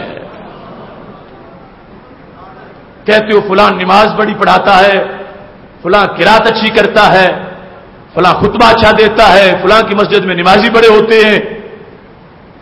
یہ حق کے ساتھ شان ہے اور حق والوں کی شان ہے، لیکن کچھ اس آڑ میں چھپے ہوئے ہیں کہ کوئی نیا بندہ گمراہ کرنے کے لیے اپنے نمازی شو کریں کہ پہلے ہم نے کتنے کیے ہوئے، تو بھی آ جا۔ تو میرے نبی علیہ الصلوۃ والسلام نے فرمایا تھا، اب دیکھنا باطل حق کی آڑ میں کیسے تھا اور سرکار نے ننگا کیا۔ ہم تو سرکار کی سنت پہ چلنے والے ہیں، ان کو ننگا کرنے کے لحاظ میں بھی۔ اب یہاں پر دیکھ لو، ان لہو اصحابا، اس بدبخت کے کئی دوست اور بھی ہیں۔ یحقر احدکم صلاتہ ما صلاتہ، اے عمر، اے میرے صحابہ، تم اس کے دوستوں کی نماز کے مقابلے میں اپنی نماز حقیر سمجھو گے۔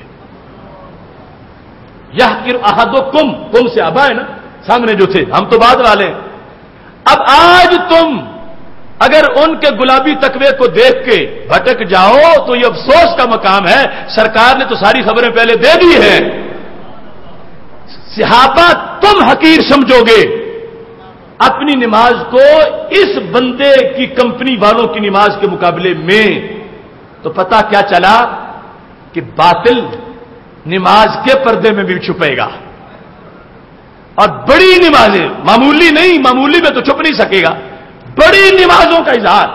اب صحابہ جب اپنی تھوڑی سمجھے ان کے مقابلے میں، تو ہم کس کھیت کی مولی ہیں؟ لوگ کہتے ہیں وہ بڑے حضرت جی ہیں، وہ اتنے چلے کر رہے ہیں، اتنی تبلیغیں کر رہے ہیں، یہ کر رہے ہیں، وہ کر رہے ہیں۔ میرے محبوب کے علم کو کروڑوں سلام ہوں، تیری نظر خارزار شب میں گلاب تحریر کر چکی تھی، وہ جار نیندوں کے خواب میں انقلاب تحریر کر چکی تھی، میرے ذہن کے فلک پر جو سوال چمکے تو میں نے دیکھا، تیرے زمانے کی خاک ان کے جواب تحریر کر چکی تھی۔ آج وہ لوگ شو کرتے ہم نے اتنے کھلاڑیوں کو داڑیاں رکھا دی، ہم نے اتنے نمازی بنائے، اتنے وزیروں کو ہم نے جال ڈالا، اتنے دنیا داروں کو، فیکٹریوں والوں کو ہم لے آئے۔ یہ سب کچھ وہ پردہ ہے جس کے آڑ میں باطل چھپنا چاہتا ہے کہ لوگ یہ دیکھ کے کہ ہم نے داڑیاں کتنوں کو رکھوائی، ہماری بدعقیدگی کو بھول جائیں۔ مگر سرکار تو پہلے فرما چکے ہیں، اے عمر اور میرے صحابہ، تم سمجھو گے کہ جتنی نمازیں یہ پڑھتے ہیں اتنی نمازیں ہم نہیں پڑھتے۔ تو کیا وہ نمازیں پڑھنے والے کوئی یہودی تھے، عیسائی تھے، ہندو تھے، سکھ تھے؟ دوسرے مقام پر پڑھے یقرؤون القرآن، وہ قرآن کے قاری ہوں گے، لیکن لا یجاوز حناجرہم، حلق سے نیچے نہیں اترے گا۔ تو کیا عیسائی ہے قاری، یہودی ہے، ہندو ہے، سکھ ہیں؟ پھر کون ہے؟ پڑھنے کا سلیقہ ہو تو پڑھ لیتے ہیں کچھ لوگ، پانی پہ لکھی ہوئی تحریر ہوا کی۔ واضح کیا بخاری شریف نے، واضح کیا جو باطل کے پردے میں، باطل حق کے پردے میں جو چھپا ہوا ہے۔ میرے نبی علیہ الصلوۃ والسلام نے اگلا جملہ بولا، صیامہ ما صیامہ، صحابہ تم سمجھو گے جتنے روزے رکھتے اتنے حرام رکھتے ہی نہیں۔ اب صحابہ رمضان کے تو سارے رکھتے ہیں، نفلی بھی رکھتے ہیں۔ پتہ چلا کچھ تقوی کے جال میں لوگوں کو پھیلانے والے، تقوی مہم پر لوگوں کو گمراہ کرنے کے لیے روزے زیادہ رکھیں گے تاکہ لوگ دیکھیں کہ ان کے اندر تو بالکل شیطان آ ہی نہیں سکتا، روزے ہی روزے رکھتے ہیں۔ سرکار نے فرمایا وہ کیسے چھپائیں گے، صدیوں بعد بھی پیدا ہوں گے، نگاہ نبوت آج ہی ان کو دیکھ رہی ہے۔ اب کون سے سکھ ہیں جو روزے رکھ کے، کون سے ہندو ہیں، کون سے یہودی ہیں، کون سے عیسائی ہیں کہ جن کی روزوں کی تعداد اس طرح آئے؟ اور سرکار فرمائے صحابہ تم تو سمجھو گے ہم کچھ نہیں، یہ تو بہت رکھتے ہیں۔ اور ساتھ ہی میرے نبی علیہ الصلوۃ والسلام نے فرمایا جو دوسرے مقام پر موجود اعمالہ ما عملی، لفظ عمل بول کے، جو مطلقاً نیکی کے کام، کبھی کوئی کیمپ، کبھی کوئی مہم، کبھی کوئی پراپوگنڈا، وہ اتنے نیکی کے کام کریں گے صحابہ تم سمجھو گے ہم تو کچھ کیے ہی نہیں۔ جب یہ حدیث شریف میرے نبی علیہ الصلوۃ والسلام نے صحابہ کرام علیہ رضوان کے سامنے بیان کی اب سوال پیدا ہو رہا تھا اتنی نیکی کر کے حشر کیا ہوگا، انجام کیا ہوگا، دنیا سے جائیں گے تو پلے ثواب کتنا ہوگا؟ زبان نبوت نے کہا یمرقون من الدین کما یمرق السهم من الرمیہ، پر اب پلے صفر بھی نہیں ہوگا، جب دنیا سے جائیں گے ایک نیکی بھی پاس نہیں ہوگی، یوں کوڑے ہوں گے جیسے تیر شکار کو لگتا ہے، اندر گھستا ہے، باہر نکلتا ہے، ساتھ کچھ بھی نہیں ہوتا۔ ارے ساری زندگی نماز کے پردے میں چھپنے والے، روزے کے پردے میں چھپنے والے، تلاوت کے پردے میں چھپنے والے، مسجد کی نمازیوں کے پردے میں چھپنے والے چھپ نہیں سکیں گے اللہ سے، جب جا رہے ہوں گے پلے ایک ثواب بھی موجود نہیں ہوگا۔ یہ کون سا ایسا طبقہ، کون سا جس کو عمل کا اتنا گھمنڈ ہے، اپنے عمل کا؟ کہتے ہیں سنی فاسق ہوتے ہیں، سنی فاجر ہوتے ہیں، سنی بے عمل ہوتے ہیں۔ ہم نے کہا سنی ہی اصل میں عمل والے ہوتے ہیں۔ ہمارا عمل وہ گلابی تکبے کا نہیں ہے کہ جو کسی کو شکار کرنے کے لیے ہو۔ نبی اکرم نور مجسم شفیع معظم صلی اللہ علیہ وسلم نے واضح کر دیا کہ عمل کے پردے میں بھی باطل چھپتا ہے، اور اس طرح قرآن ہاتھ میں لے کر چھپتا ہے۔ فرمایا یقرؤون القرآن، وہ قرآن پڑھیں گے لا یجاوز حناجرہم، حلق سے نیچے نہیں اترے گا۔ تو میری امت صرف قرآن کو نہیں دیکھنا، قرآن والے کو پڑھتے وقت صاحب قرآن سے پیار میں بھی دیکھنا ہے۔ کچھ لوگوں نے آج نمازیوں کی تعداد کے انداز کو بہت بڑا ایک اپنا حوالہ بنایا، حالانکہ وہ کوئی حقیقت اس کی نہیں ہے، مگر پھر بھی کچھ سادہ لوگ اس چیز کو دیکھتے ہیں اور وہ ان کی چوری پکڑ نہیں سکتے۔ یہ مستدرک للحاکم حدیث شریف کی کتاب ہے، اس سے تمہارے سامنے ایک مثال پیش کر رہا ہوں، اور یہ مثال بھی اس موضوع کی اہم مثال ہے جس میں سید عالم نور مجسم شفیع معظم صلی اللہ علیہ وسلم نے خبر دی۔ یہ حدیث نمبر مستدرک للحاکم کی جلد نمبر 5 میں صفحہ 630 پر حدیث نمبر 8414 ہے، اور اس کا جو پورا عنوان ہے نا، پورا عنوان ہیڈنگ اس حدیث کا وہ بڑا لذیذ عنوان ہے، لکھا یاتی علی الناس زمان، ایک زمانہ آئے گا لوگوں پر، یجتمعون فی المساجد، کٹھے مسجدوں میں ہوں گے، جو کلبوں میں ہیں وہ تو ویسے ہی بدبخت، کٹھے مسجدوں میں ہوں گے۔ اب لوگ کہیں گے فلاں تو کلبوں میں ہیں، یہ مسجدوں میں ہیں، یہ اللہ والے ہیں، تو سرکار فرماتے ہیں کچھ ایسے ہوں گے مسجدوں والے لیس فیہم مومن، 1000 میں مومن ایک بھی نہیں ہوگا۔ لیس فیہم مومن، مسجد پوری بھری ہے نمازیوں سے، مگر مومن ان میں کوئی نہیں ہے، مسجد بھری ہوئی ہے نمازیوں سے، مومن کوئی نہیں، تو یہ کوئی ہندوؤں کی عبادت گاہ؟ کون طبقہ ہے یہ؟ کس کی بات ہو رہی ہے؟ یہ زبان رسالت نے غیب کی خبر کس کے بارے میں دی تھی؟ سنو حدیث شریف، حضرت عبداللہ بن عمر رضی اللہ تعالیٰ عنہ کہتے ہیں نبی علیہ الصلوۃ والسلام نے ارشاد فرمایا یأتی علی الناس زمان، لوگوں پہ ایک وقت آئے گا، یجتمعون فی المساجد، اکٹھے مسجدوں میں ہوں گے، لیس فیہم مؤمن، لیکن مومن ان میں ایک بھی نہیں ہوگا۔ اور حدیث کی سند کی بات کرتے ہوئے نے کہا صحیح الاسناد علی شرط الشیخین، امام بخاری کی شرط پر یہ سند ہے، امام مسلم کی شرط پر یہ سند ہے، اور یہ صحیح الاسناد حدیث شریف ہے۔ اکٹھے ہیں مسجد میں، کلب میں نہیں ہے، کسی میوزک والے پروگرام میں نہیں، مسجد میں۔ وہ بدبخت تو ویسے ہی بدبخت ہے جو ایسے پروگراموں میں اکٹھے ہوتے ہیں۔ اصل خطرہ یہ ہے انہیں کوئی اچھا نہیں سمجھے گا، کہیں گے سارے یہ دیکھو کیسے بدبخت ہیں کلب میں بیٹھے ہیں، یعنی کلب سے مراد بدی کا اڈا، بیٹھے ہیں شراب خانے میں کتنے بدبخت ہیں، بیٹھے ہیں گانے بجانے کی محفل میں کتنے بدبخت ہیں، لیکن جو مسجد میں بیٹھے ہیں لوگ ہیں کتنے اچھے ہیں، اللہ کے گھر میں بیٹھے ہیں۔ یہ ہے آزمائش۔ میرے محبوب نے فرمایا ہر مسجد میں اس طرح بیٹھنے والا اچھا نہیں ہے، مسجد میں بیٹھنے والے کچھ دین کے ڈاکو بھی ہوتے ہیں، دین کے لٹیرے بھی ہوتے ہیں۔ دین کے لٹیرے اگر میخانے میں ساکی کی جگہ خرکار بیٹھے ہیں تو مسجد میں بھی مولانا عذاب النار بیٹھے ہیں۔ کچھ ایسے بھی مسجدوں کے امام ہیں، کشتیاں بلا سبب نہیں ڈوبی، ان میں مسجدوں کے امام بیٹھے تھے۔ وہ انداز جن لوگوں کا ہے، میرے محبوب علیہ الصلوۃ والسلام نے فرمایا مسجد بھری ہوئی ہے نمازیوں سے، کتنی بڑی مسجد ہے، نمازی ہیں لیکن مومن ایک بھی نہیں۔ تلاش کرو یہ طبقہ کون سا ہے. شرابی، کبابی، بدبخت، زانی، ڈاکو، چور، لٹیرے، چکلوں میں جانے والے، وہ سارے بدبخت، ان کو نگاہ دیکھتی نفرت کرتی ہے. لیکن مسجدوں میں آنے والے، مسجد کا ایک طبقہ، کیونکہ مسجد اور ریاض الجنہ تم نے فضیلت سنی ہے، لیکن کچھ مسجدیں بھی ایسی ہیں جو مسجد درار کے سنگ بنیاد پر ہیں. اب یہاں پر فرمایا مسجد بھری ہے نمازیوں سے، مگر مومن ان میں ایک بھی نہیں. پتہ چلا کبھی باطل مسجد کے روپ میں بھی چھپے گا اور نمازیوں کی تعداد شو کر کے اپنی غلطی چھپانا چاہے گا. میرے محبوب علیہ السلام نے فرمایا معیار مسجد نہیں ہے، معیار نمازیوں کی تعداد نہیں ہے، معیار دل میں اللہ اور نبی علیہ السلام کا پیار ہونا ہے. اب یہ حدیث شریف کے لیے کوئی مصداق ڈھونڈو ان کے سوا، کوئی مصداق ان کے سوا، یہ نہ ہو وہ ہو.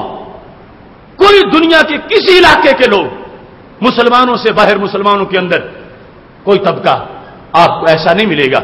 یہ حق تھا، رسول اللہ صلی اللہ علیہ وسلم نے حق کا جو حق ادا کیا کہ حق جو ہے اس کی آڑ میں یوں لوگ چھپنا چاہیں گے اور چھپنے کے لیے اپنے ناجائز غلط ذرائع استعمال کریں گے. اور کہا گیا کہ واضح طور پر تم ان لوگوں سے اپنے آپ کو جدا رکھو.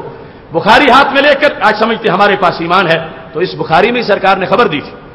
میرے نبی علیہ الصلوۃ والسلام کا وہ فرمان ہے جس کے اندر آپ نے یہ فرمایا تھا، حدیث نمبر 5057 ہے، یاتی فی آخری الزمان، آخری زمانے میں قوم آئے گی، حدثاء الاسنان، نو عمر لونڈے، سفہاء الاحلام، بے وقوف قسم کے لوگ. پاس کیا ہے؟ یقولون من قول خیر البریہ، ہاتھ میں بخاری پکڑی ہوئی ہے، ہاتھ میں حدیث ہے، ہاتھ میں فرمان نبی علیہ السلام کا. دیکھو یہ لکھا ہے ولی کچھ نہیں کر سکتے، یہ لکھا ہے نبی کچھ نہیں کر سکتے، یہ لکھا ہے سرکار نے خبر دی. حدثاء الاسنان، سفہاء الاحلام، پرلے درجے کے پاگل احمق ہوں گے، میری امت میں آ جائیں گے آخری زمانے کے اندر، نو عمر قسم کے لوگ. اور یقولون من قول خیر البریہ، خیر البریہ تو سرکار کی ذات ہے، مخلوق میں افضل. میرا قول پیش کریں گے، میری بات کریں گے، میرے ذریعے سے بات کی دعوت دیں گے. لیکن ہیں کون؟ دین سے یوں کورے ہیں جیسے شکار تیر سے بالکل خالی نکل جاتا ہے. تو کہاں چھپے گا باطل؟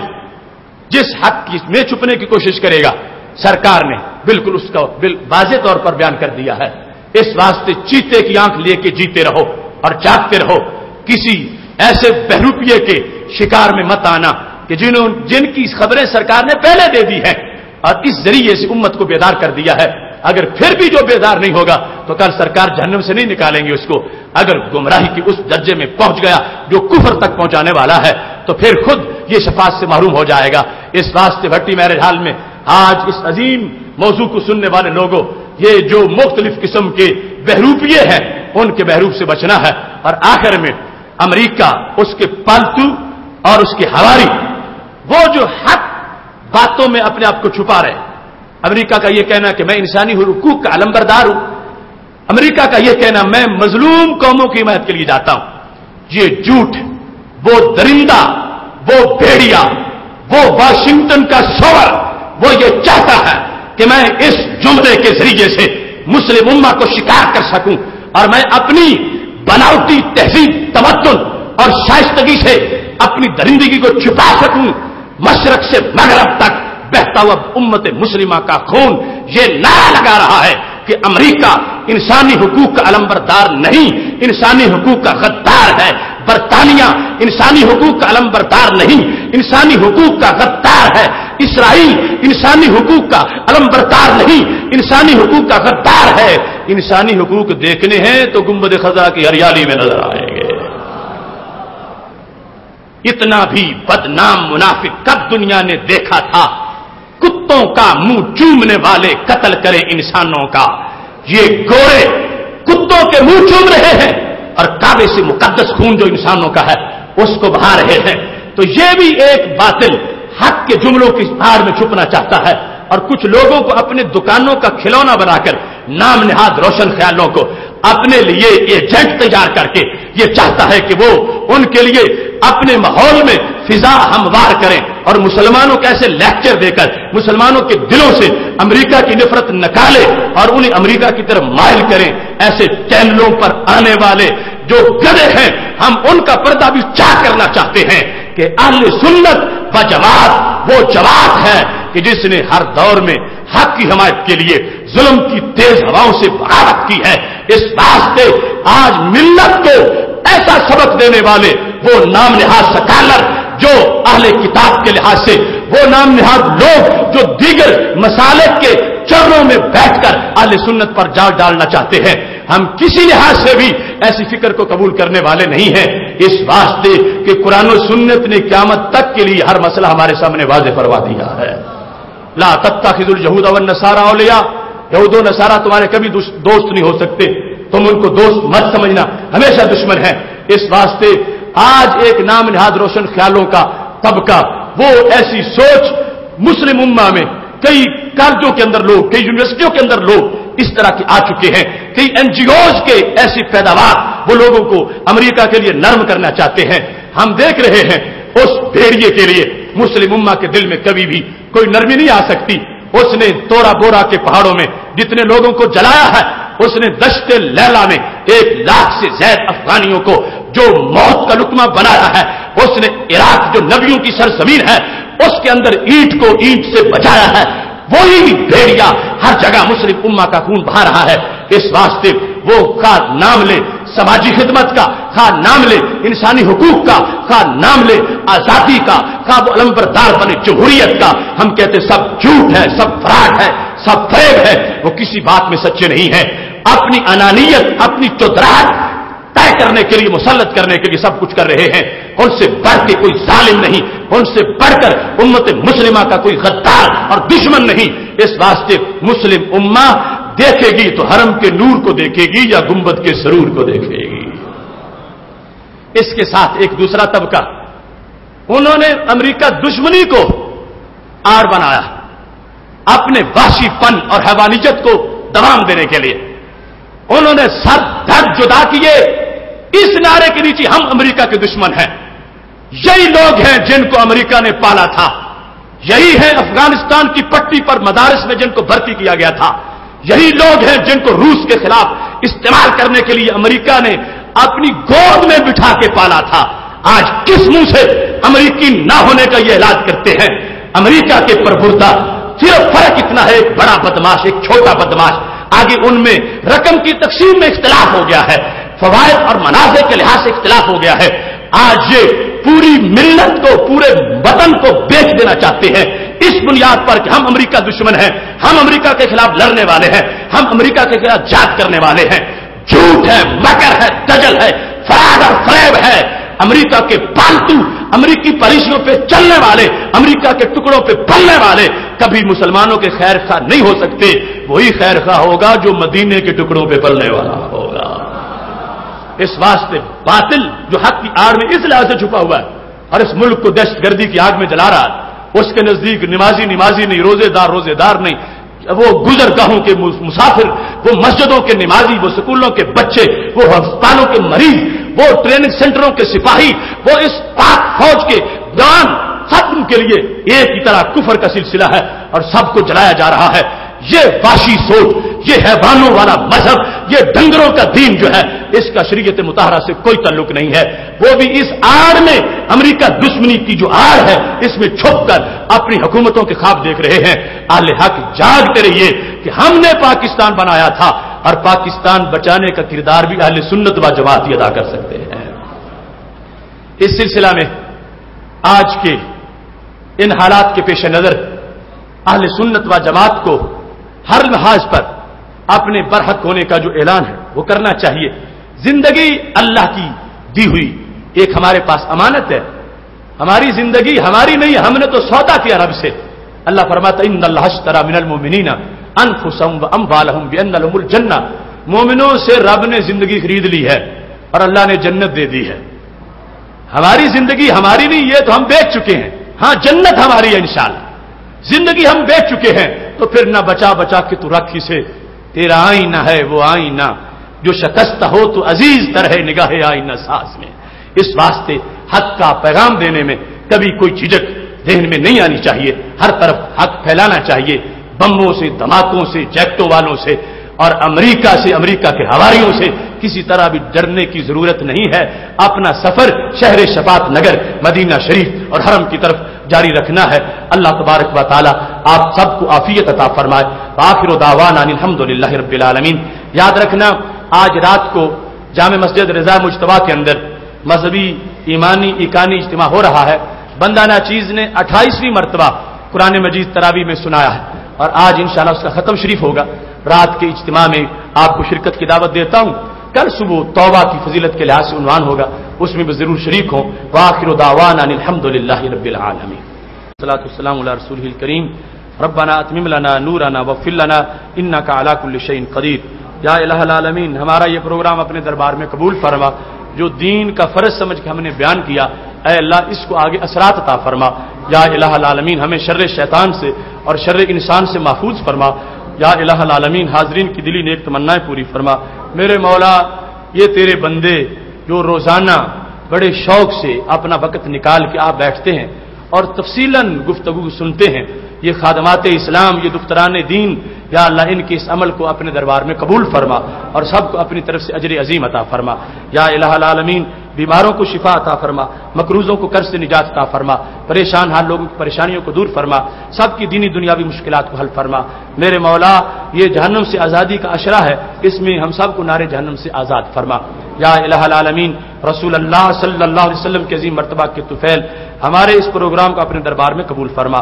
ہمارے آج کے میزبان الحاج شیخ نیاز احمد صاحب نے یہ پروگرام شہدائے بدر اور حضرت سیدنا امیر حمزہ رضی اللہ تعالی عنہم کی ارواح کے ایصال ثواب کے لیے اور اپنے دادا جان اور دادی جان کی ارواح کے ایصال ثواب کے لیے کیا ہے. اے اللہ اس کو قبول فرما اور ان کے مراکز پرنور پر کروڑوں رحمتیں نازل فرما. یا اللہ اپنے فضل و کرم سے انہیں اپنی عافیت کا, اپنی طرف سے رحمتوں کا مزید سہارا عطا فرما. محمد نیاز احمد صاحب کے رزق ایمان عمل میں برکتیں عطا فرما. ان کے خاندان کے تمام فوت شدگان کو اس کا ثواب پہنچا. ہم میں سے جن کے والدین زندہ ہیں ان کے والدین کو صحت و عافیت کے ساتھ لمبی زندگی عطا فرما, اور جن کے والدین کا وصال ہو چکا ہے ان کے والدین کو فردوس میں بلند مقام عطا فرما. یا اللہ ہمارے سارے اعمال صالحہ اپنے دربار میں قبول فرما. جتنے لوگوں کا رمضان میں وصال ہوا ان کو اے اللہ فردوس عطا فرما. یا الہ العالمین, جتنے بیمار ہیں ان کو شفا کامل عاجل عطا فرما. ہمارے جتنے کارکنان دونوں شعبوں میں, خواتین کے شعبہ میں اور رجال کے شعبہ میں کام کر رہے ہیں, اے اللہ سب کو اپنی طرف سے اجر عظیم عطا فرما. جتنے میزبان باری باری اپنی طرف سے شرف حاصل کر رہے ہیں, اے اللہ ان کو اپنی طرف سے عظمتیں عطا فرما. وصلی اللہ تعالی علی حبیبہ خیر خلقہ سیدنا و مولانا محمد و آلہ و اصحابہ اجمعین. جناب سے بات فرمائیں خواتین اسلام کے لیے